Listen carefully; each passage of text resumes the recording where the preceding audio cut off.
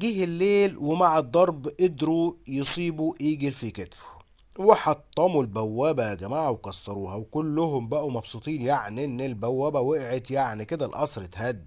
دخل مجموعة من الإرهابيين ولكنه نزل لهم بعربية مدرعة بالأسلحة وصفاهم، وكمان نزل بنفسه يقتل فيهم.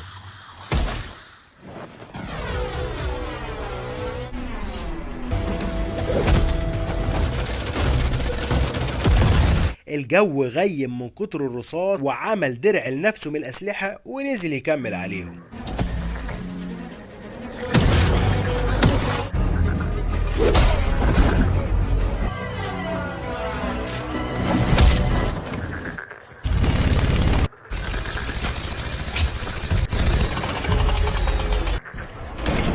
وبتاع الطيارة مرعوب منه، حتى كان في جهاز في التمثال كان مجهزه ايجل بالأسلحة.